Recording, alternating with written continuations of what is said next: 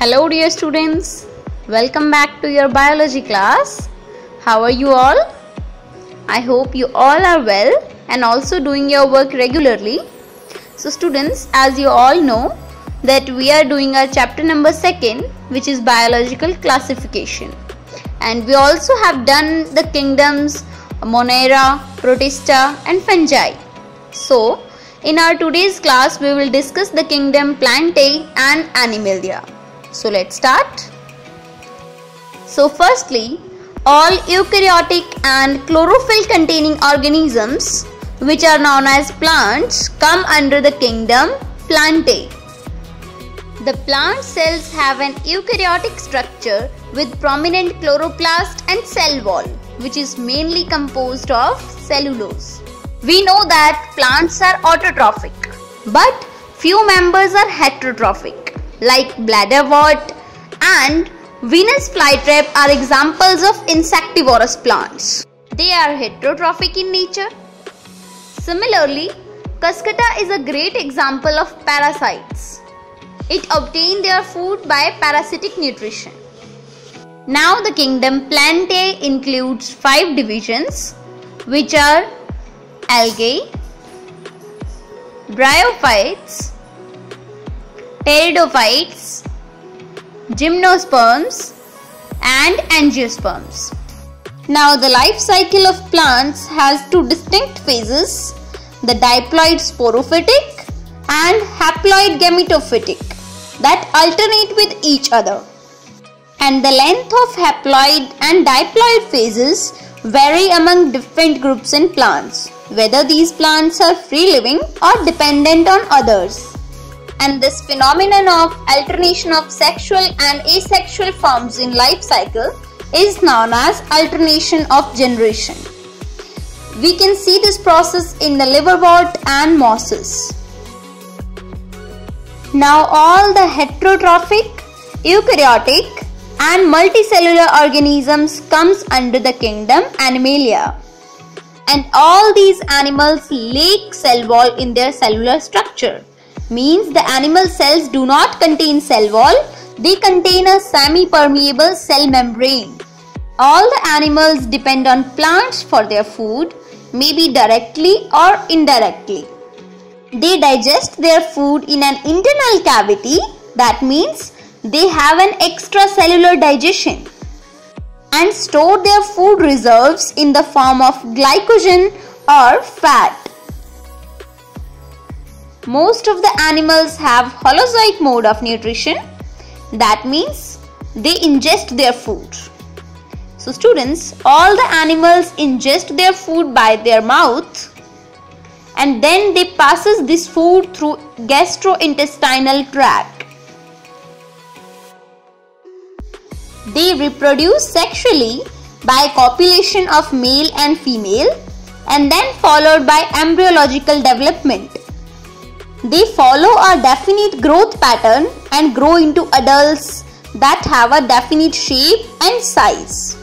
The higher forms show elaborate and sensory neuromotor mechanism, and most of them are motile in nature. That means they show movement.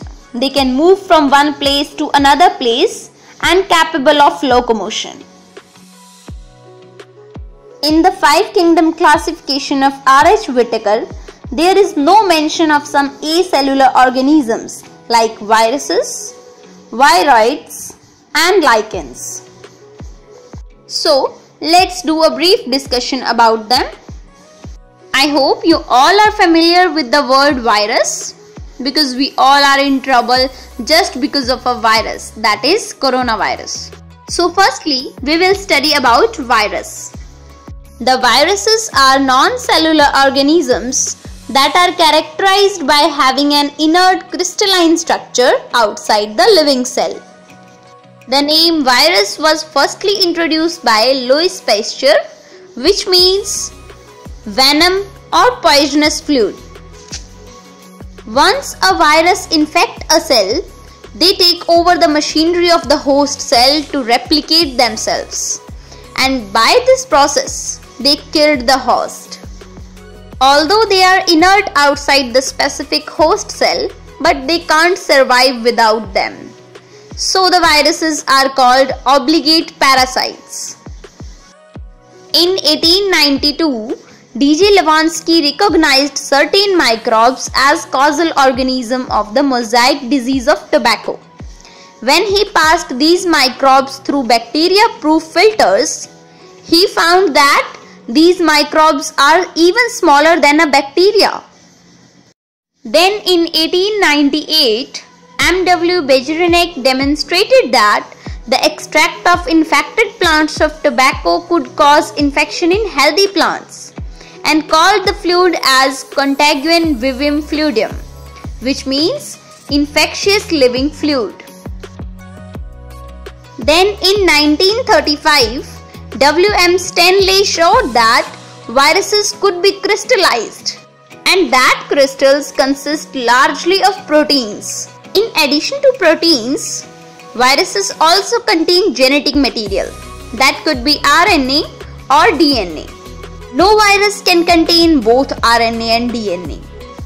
So, a virus is a nucleoprotein and genetic material is infectious. Generally, viruses that infect plants have single-stranded RNA, and those viruses infect animals have either single or double-stranded RNA or double-stranded DNA. Now, the bacteriophages are those viruses which infect the bacteria. They are usually double-stranded DNA viruses. And the protection of this double-stranded deoxyribonucleic acid is done by its protein coating, which is known as capsid. And this capsid is made up of small subunits which are known as capsomeres. These capsomeres are arranged in helical or polyhedral geometrical forms.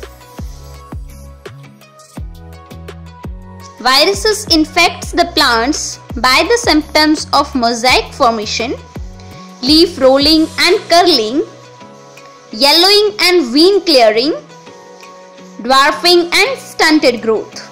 Viruses affect human beings too by causing the disease like common cold, mumps and smallpox. All these diseases are caused by viruses. Even the disease AIDS is also caused by a virus, which is HIV. Like the viruses, viroids are also infectious agent that was smaller than viruses. It was firstly described by T. O. Diener in 1971. Viroids did not contain the protein coat that is found in viruses. Hence their name is viroid. It was found to be a free RNA which have low molecular weight. The viroids are known to cause potato spindle tuber disease. Now the next one is lichens. It usually seems a single organism, but it's not true. It is a composition of two organisms that are fungi and algae. They live in symbiotic associations for their mutual benefits. Here the algal component is known as phycobiont, which is autotrophic in nature, while the fungal component is known as mycobiont. It is heterotrophic in nature. Their friendship is very stronger because algae prepare food for fungi and fungi provide shelter and absorbed mineral nutrients and water for its partner. This strong bonding, lichens, are very good pollution indicators. Here our chapter is finished. So students, read the complete chapter thoroughly.